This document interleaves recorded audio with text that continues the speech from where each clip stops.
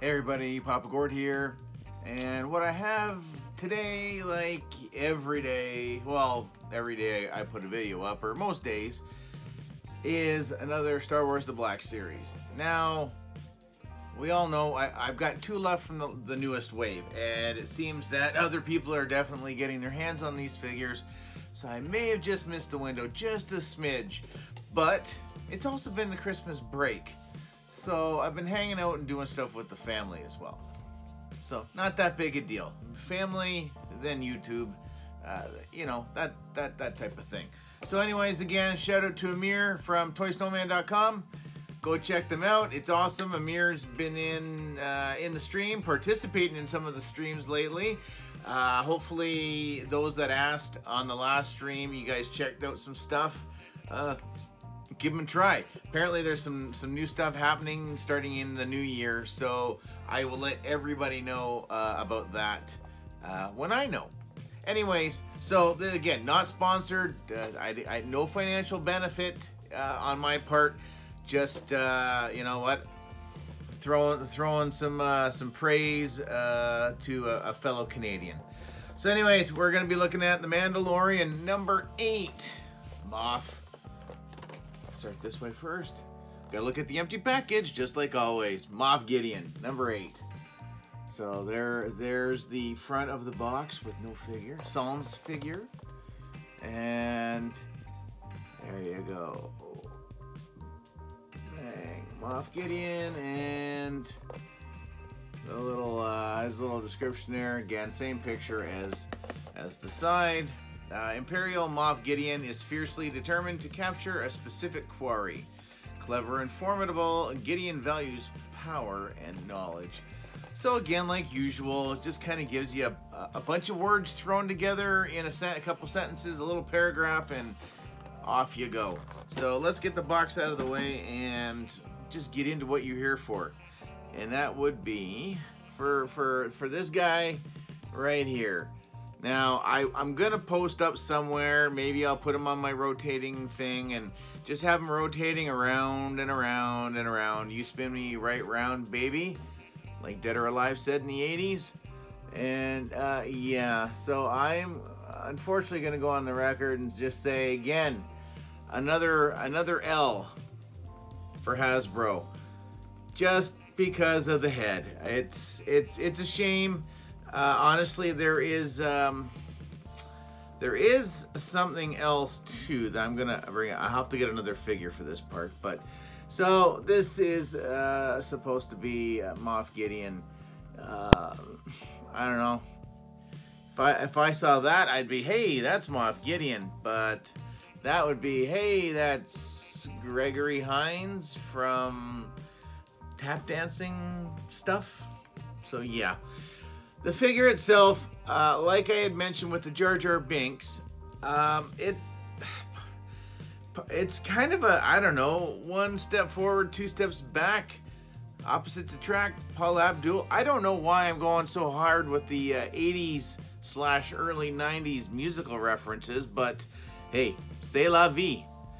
But like, there's no butterfly joint. He is just straight ball socket peg hole. That's it. His armor bits up at the top here are fairly soft, so they do slide up like we've seen recently, or you know, a little while now. So it does get up out of the way, and it will take some time, but it will form down. Now over time will tell. Time after time. Cyndi Lauper. Okay. But I find the detail on the figure, except for this part, I think is really nice. I dig all the nice shiny armored piece that he's wearing over top of his Imperial outfit. Uniform, that would be a better term. Now, he is different. He's not rocking those big baggy pants like the other Imperial guys are. And I'm going to pull out our special guest of the day because I need him to kind of point a few bits out. General Veers. So he's not rocking the big the jockey pants, the old timey pants. So he's going a little more straight edge. But his boots definitely not nearly as shiny as we've had in the past with other Imperial officers. Now, the minute I saw Moff Gideon, I was like, ooh, that looks really cool. He'll be a really awesome figure to have at some point in time. Hopefully he's not kind of a 1 or 2 episode done, move on to somebody else. So far, pretty good. We haven't seen tons of him, but season 2, definitely a lot more. But I really thought that they could have easily done this part, because if we have this figure, or if you've seen my review or countless other reviews, this whole piece comes off to give him a couple of different looks. He's got his hat as well, so again, you know, like, we don't need a hat for Gideon. I just want to get this off of him. But, you know, he's got a good unhelmeted look to him. And again, this whole piece comes off. I really thought we were going to see something like that on Moff Gideon. It just would have been something for the play factor of the figure. Whether or not you'd ever take this piece, I never display Veers other than being up in the front of the AT-AT in Empire Strikes Back. I don't put him just in his straight uniform without the armor. I was really hoping that was going to be the case with him. It just would have been something different, just to go, ooh, look at this, we can take that bit off. But no. So it's still fine. He's still a good looking figure. And he's kind of got this kind of soft good bit. It doesn't get in the way of anything. Like, he's got some good spread on him, that's for sure.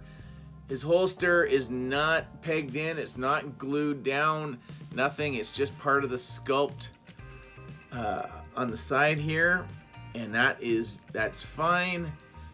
I love the kind of the reddish burgundy line running down the arm.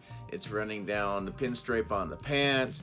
It blends with the double lines on the lower part of his uniform jacket. You got some crisp paint up here, some buttons, and again, it could be maybe some sort of a rank, or I don't know.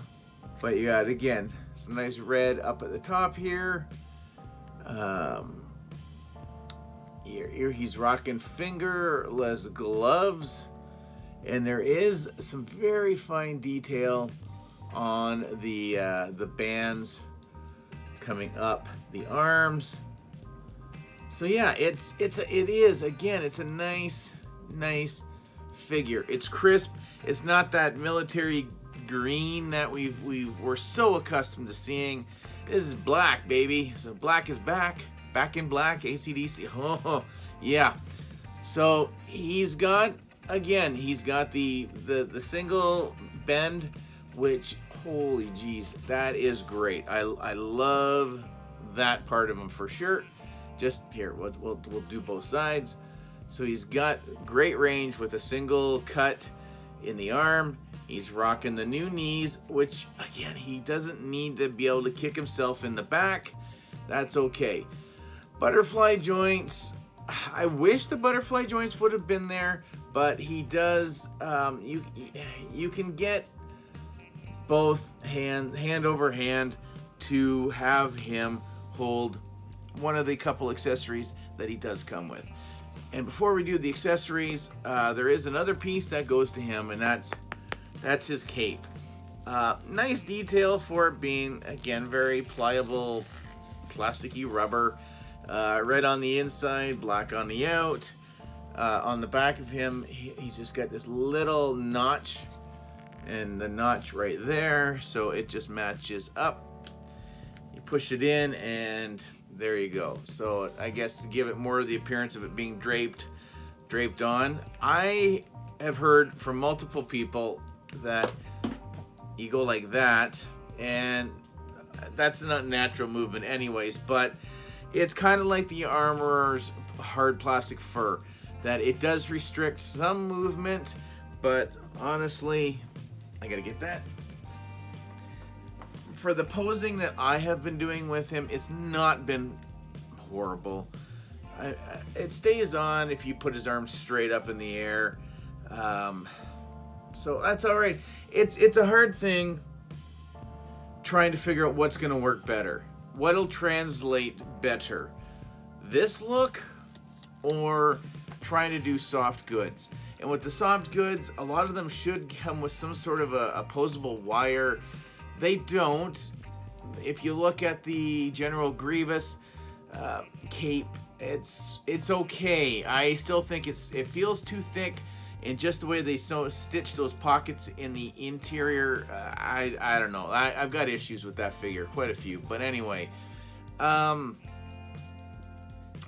I don't know if the look would, if they would have been like being able to pull it off with fabric.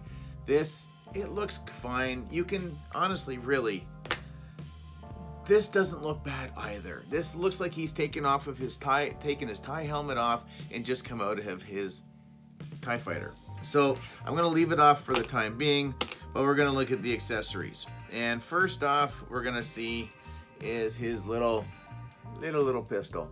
So this is gonna be another one of those carpet fodder pieces right there for sure. Just cast in kind of more of a gray black. No other detail, no paint on it whatsoever. Again, there will be pictures. So you've got that. It fits fine in his hand. He's got up and down. Is he up and down on both? The one joint is very stiff on here. No, so the one is side to side. The other one's up and down. So that's okay for the blaster, but he does hold it well enough, and it does slide fine into the holster, or that will probably always stay. I'm not sure yet, because I need a couple of these guys, and that would be for I guess the main accessory that most people probably are looking for, and that's the Darksaber. And it's honestly, it's not a whole lot to look at, that's for sure. It's along the lines of the lightsabers, but there's like no detail. It's the same colored plastic for the hilt. Some of the detail is kind of there. Again, pictures. And it's kind of sort of translucent with black through the whole middle. So no like jagged zip-zappy bits or electricity bolts or any of that. It does pop out with peg, so you can have them just holding it unignited or having it ignited, and it snaps in just like that. Now, I kind of wish they would have gone kind of this route. And this is a custom from Mr. B. And at least with it, it's got those little swirly bits in there. I think it looks, I wish Hasbro would have done that. So I've got two, so I can have somebody hold my custom one, and I can figure out if Gideon's gonna get to hold this for a while in a display or not. So yeah, it's a good looking, there you go. So he can hold it. It's fine. I have no issues with that whatsoever. Like I said, the face is just, I don't know what was going on. The Grief Karga, that's a hard one. Again, looks like Carl's tired. Carl's been through some stuff, but yeah, and same with yeah, I don't know. It's disappointing, but quickly, again, the head, you can kind of look down a bit. It does kind of angle up, so even the motion on the head isn't super great, but the neck, so it's like a ball joint, another ball joint going to the head, so you would think you'd get even more range. I'm afraid the more I push on this, I'm gonna pop the whole piece out, and with my luck, that'll happen. Again, no butterfly joints in the shoulder, just regular. Does go all the way around, the deeper cut, which is nice. Does get some hula hooping going on here. Parts of it do seem to run into this big thick belt, but then it seems to, if you turn it just a bit, it does seem to go over it, so that's fine. Again, good spread. Leg out, again out that way. He does get some back. and the single bend, and then he gets really good back on the foot, not great going forward, and then of course the rocker. So it's a pretty basic figure. Yes, a few pieces that he should have come with, definitely, without a doubt, but it pulls me out of the figure just that much, just because of the face. So that's gonna do it, guys. And again, give me a thumbs up, I totally appreciate it. Subscribe, I forgot to mention it earlier, but yeah, comment, share, like, subscribe, all the usual YouTube mumbo jumbo. We're getting there. This is awesome. I've added a couple more pieces to the giveaway bag at the 1,000 mark. We still have Queel to get to. He'll be next, and we got probably another live stream to look forward to coming up in the next day or so. But anyways, guys, this has been pretty average for myself, but I got to get out of here so you guys can get out of here. And I gotta find my remote so I can shut this baby off. You didn't need to know that, but I hope you appreciate the musical references that were in this episode. There will be no music because I can't pay royalties. So later, everybody. Ciao.